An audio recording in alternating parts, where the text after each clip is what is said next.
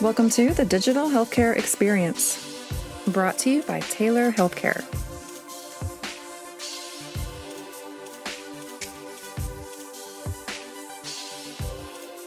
Hello and welcome to the Digital Healthcare Experience podcast presented by Taylor Healthcare. I'm your host, Chris Civitarice, and today I'm joined by Dylan Smith, Chief Client Officer at Propio Language Services. Dylan's professional experience includes time in healthcare, IT, consulting, and data analysis, and he currently oversees the client-facing teams at Propio.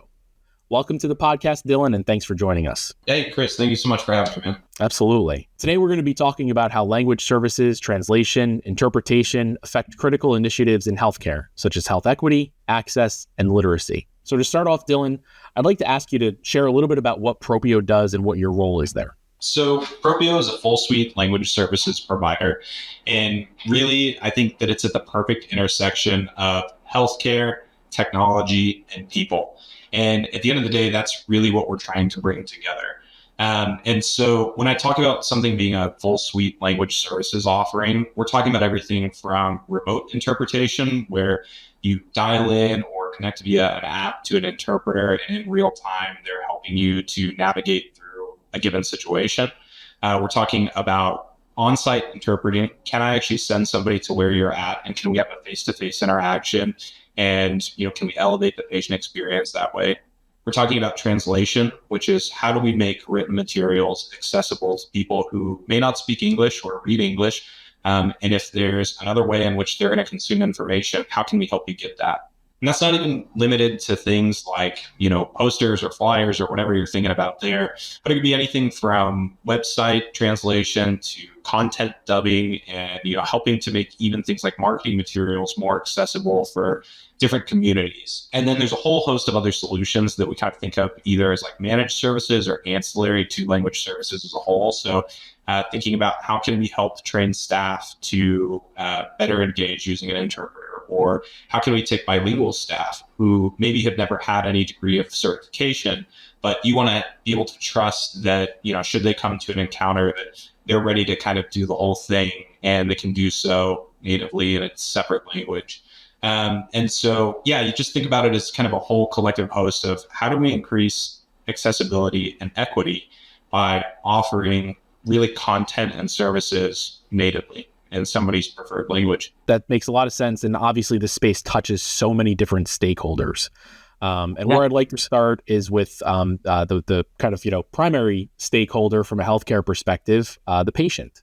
If you can, talk about some of the challenges that patients and, individuals that might be with the patient who are limited English proficient or non-English speaking. What kind of challenges are they facing when they're trying to navigate the health system today? So much of it is talking about the challenges that are hard for anybody who's entering the healthcare system in the first place. It's daunting. It's confusing. There's new terminology, new language. It's really stressful topics and situations, whether it's for yourself or it's for a family member. You're talking about something that's extremely intimate and personal, which is health. And, frequently people are having conversations that are changing the outcome of their lives. And so that situation is true for everybody. It's not limited to folks who are, not getting serviced in their preferred language. But what's really critical about it is that that's actually heightened for them. So if you can imagine the way that you would feel walking into an emergency room, already kind of on edge and thinking about like, I'm in a crazy situation right now. Imagine walking in and then everything that's being said is not something that you could necessarily understand, or that it's happening so fast paced that even if you can understand it, it takes so much brain power and extra processing to actually navigate through that situation. And so I kind of look at it as a multiplier, which is saying, one, I'm already in a stressful situation, but then now this has been blown up into something that's even more challenging.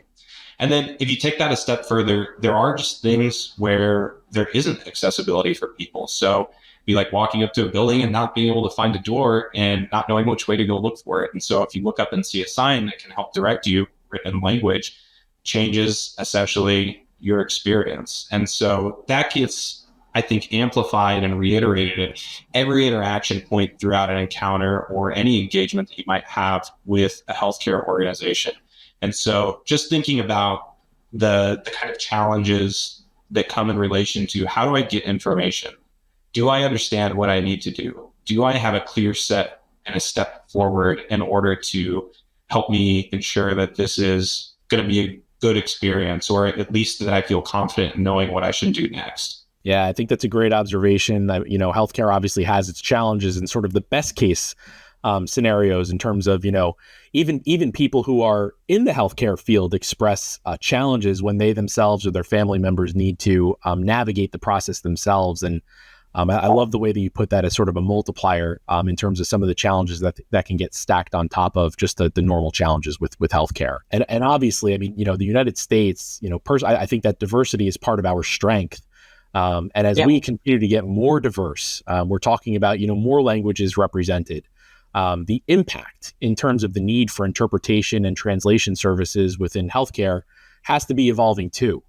So I'm curious about what you're seeing in that space. I think that in our broad philosophy, we're trying to establish where are all the points that I can remove friction from an interaction. So first, it's important to note that when you look at changing demographics, not only in the United States, but then also what we see reflected in the data in kind of usage, any given client that we have might grow 10 to 15% a year with what they're doing with Propio in terms of their overall utilization. And that tends to be the case kind of across the industry as a whole. And we think that in large part, that's just due to the changing demographics of the United States. But it also comes alongside of the fact that people may have better avenues or feel more confidence in understanding that they're going to be able to get healthcare delivered to them in a preferred language. And so it has even an additional effect there. And so I think that when we talk about removing friction in the experience, we're trying to break it down into the smallest component parts. And so whether that be an interaction with somebody at the front desk in a sort of triage station and trying to say, is there hardware that I could give you that makes this interaction easier? Is there an easier user interface that allow you to get to somebody faster? Is there opportunities to connect you faster? So instead of waiting, a minute to get connected with an interpreter, you're waiting 8 or 9 seconds to get connected with an interpreter. Is there collateral and translated materials that you could give to somebody right away that would help quickly orient them? And then thinking about how do I make this more accessible from the provider's experience to facilitate a better patient interaction? And so, our underlying ethos is just what can I do to make this easier and essentially remove friction? And I think one of the other ways that winds up manifesting is saying, can we use technology as an enabler for things that are historically analog services? So think about, for example, I discussed earlier the idea of like on-site interpreters, right? Very common that when people want to get an on-site interpreter, you're literally filling out a paper form, faxing it over to some team that's completely removed from you. They're taking that form, typing it in an email, and then passing it on to maybe a local provider who's then going to have to go through and check a calendar inside of, Outlook or something like that in order to figure out who's going to be best able to service this. If you compress that whole thing and say, could I make it easier for a provider to click a button that says, I need an interpreter? We can reference something in the chart like preferred language. We already know where you're at. You fire that off towards a centralized scheduling system. We can relay that out to one or many vendors, and then we can help to bring somebody to you faster with more clarity of information. That to us is a huge win. And I think to providers as well, because you've removed frustration and guesswork. And instead, you're creating something that feels fast and seamless. And I think ultimately enhances the experience for everybody involved. Yeah, I mean, I think that's a wonderful, point there that, there's value to be created here, not just for the patients, but for the providers. And obviously the process that you described has to be pretty, expensive, pretty costly for organizations to pursue that type of an avenue too. So it sounds like, there are probably multiple stakeholders that are benefiting from the digitalization, the automation of this particular process. Yeah. And even outside of the idea of like time savings, it benefits the team from clarity of interaction and reducing on the possibility of, pardon the pun, but like misinterpretation. So it's like, if you know what I need, when I need it, and you can feel confident in that information, we're less likely to commit an error in who we send or when we send them or where we send them to. And so that's just one way that we're kind of thinking about this holistically, which is just, once again, this idea of can I identify the friction points? Can I make this smoother? And ultimately, does that translate into a better patient experience? And our supposition is yes. Yeah. And one of the points of friction, I mean, just the fact that it's healthcare, medical forms, prescriptions, emergency updates. I mean, there's so much that goes into the types of information that a patient, may be interacting with. Let's use that word across that sort of continuum of care. There are obviously some, I'll say, kind of significant differences, right, between healthcare and sort of the rest of the world.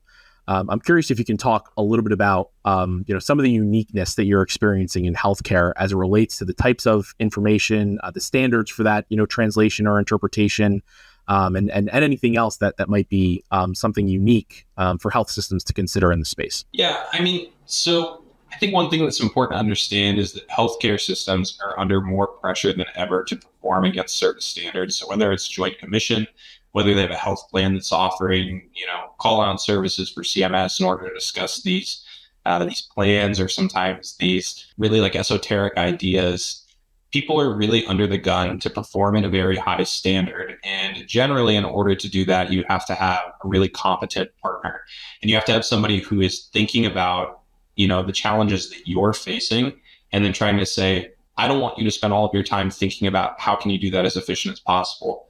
Let me think about that on your behalf and then bring you those ideas.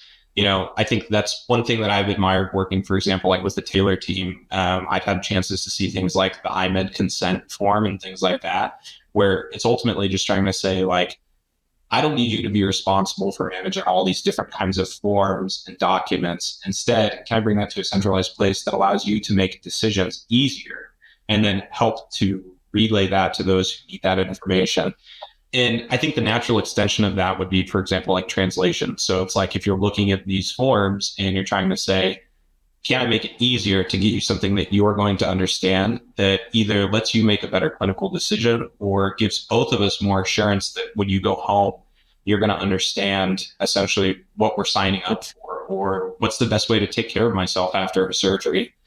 It's just super critical. And I think that if you don't have an infrastructure and a partner that can help to support that, then, you're kind of out to swim by yourself, and it's a pretty perilous situation. Yeah, absolutely. And I think, that patient provider, communication and interaction is obviously, I mean, it's just so core, right, to what healthcare is. I mean, there's all this extraneous stuff in terms of, the frustrations with access, the frustrations with billing, the frustrations with reimbursement. I mean, kind of take your pick. But at the end of the day, it's a physician sitting across from a patient, and that communication experience is something that's kind of sacred in medicine.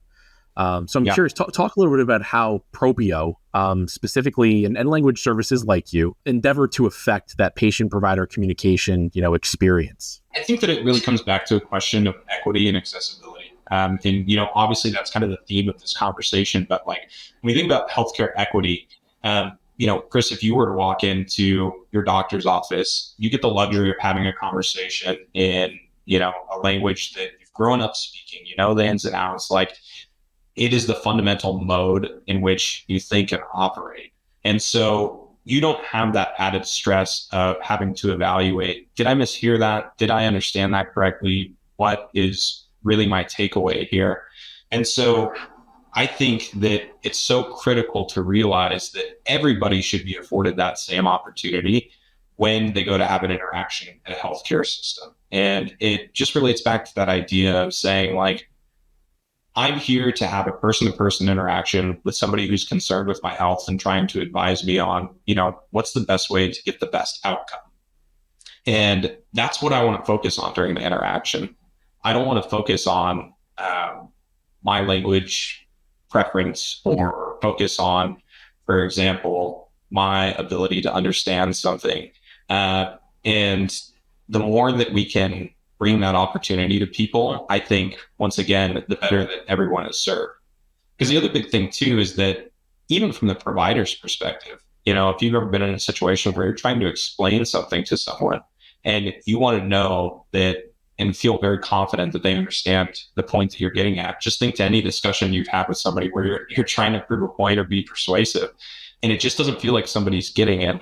It can be incredibly frustrating. And so just thinking about the fact that it's a two-way channel and ensuring that both parties feel like they're on the same page and that essentially they're on an equitable platform, the way that they're communicating with each other is just so critical. Yeah, absolutely. I'm curious. So you talk a little bit about equity and obviously it's such a critical kind of piece of the puzzle here, of course, in terms of healthcare in this country.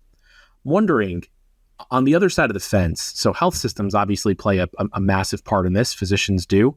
Are you seeing standardization, I'll use that word, in terms of, let's talk about like a given health system. In a given health system, is there a lot of variability between physician to physician, facility to facility, service line to service line?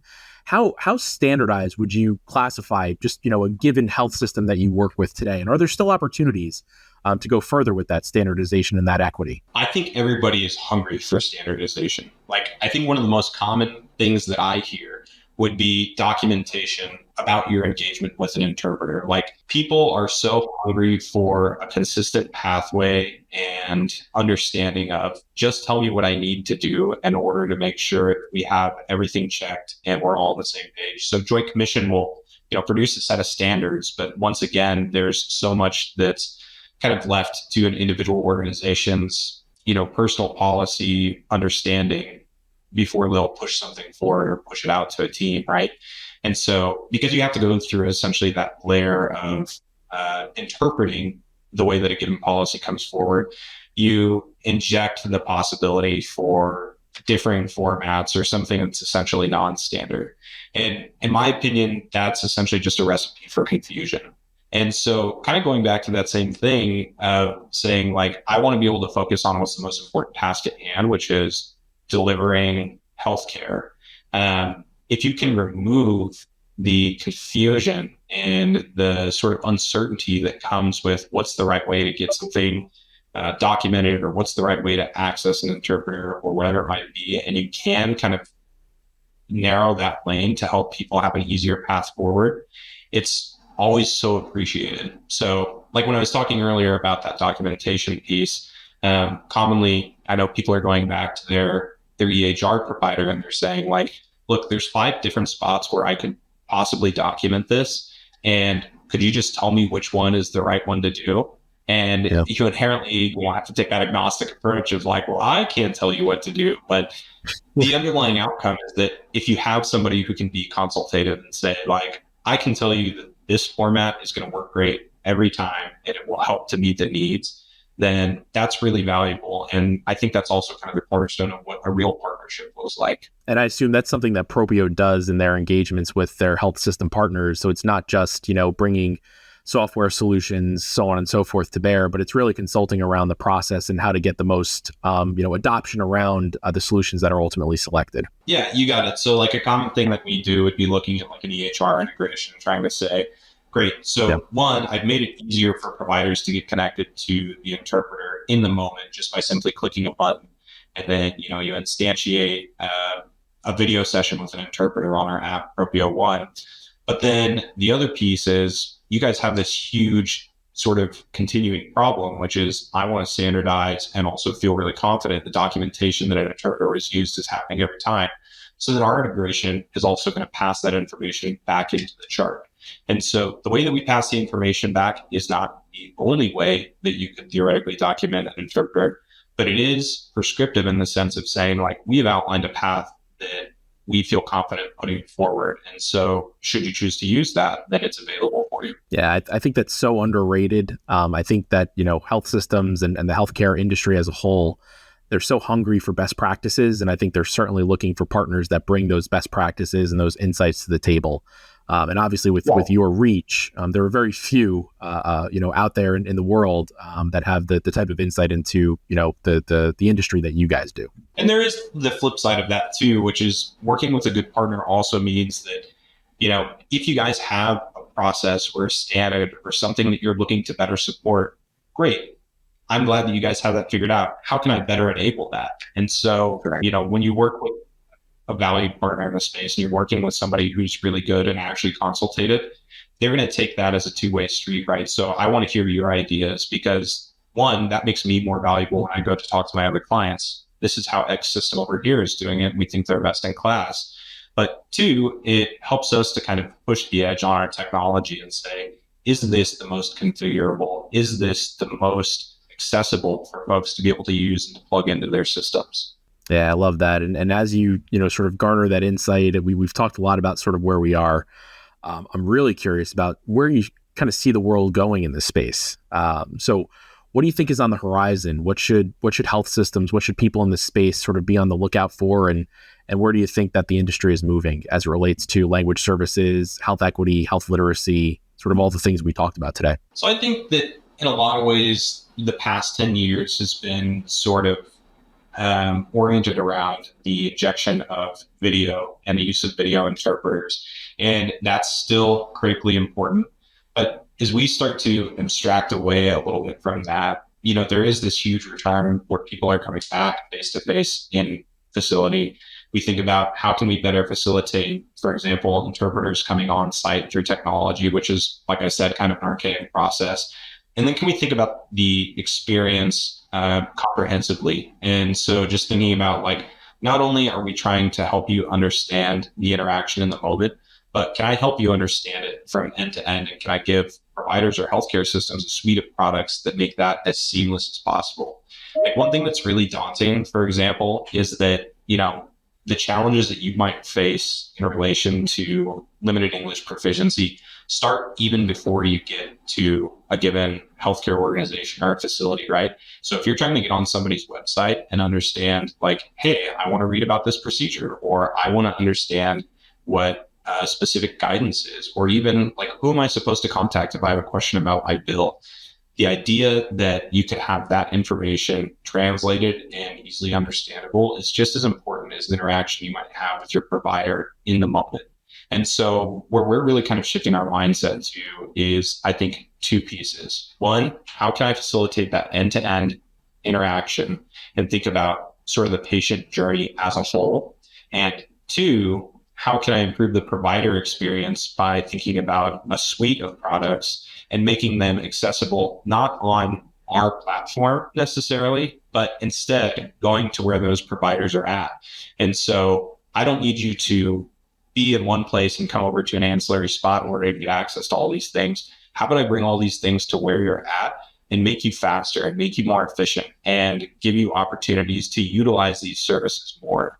That's another, I think, major idea that we have is that when you remove barriers to access from a provider, whether that's through a good UI or a good integration or whatever it might be, you actually increase the overall utilization of services, which means that the downstream impact is that patients are getting a better experience because people are complying more with the usage of the tools that they have available to them. Yeah, that's a great way to put that. I mean, it has tentacles into so many of the different, outcomes that hospitals, health systems, physicians, patients that we're all trying to achieve. And your observations around sort of the things that happen around the actual, visit to the health system. There are, the technology is accelerating at such a pace. We have digital front doors, we have patient portals, we have all of these things that are wonderful in terms of self-scheduling, in terms of empowerment of patients and information empowerment with patients. But to think about the barriers that some of those things might come with if you have limited English proficiency it really kind of brings things home when you start connecting the dots on how fast the technology is moving, the benefits in terms of all of that empowerment, but also some of the maybe unintended consequences of those types of elements as well. I think that's one thing that people often get wrong is that you'll look at technology and see it as a replacement for something that came beforehand. That's right. And so maybe you're thinking of technology as replacing an analog, but really the whole human experience and the way that we use technology, going back thousands of years is basically this idea of how does this supplement or how is it a conduit to make the analog experience better?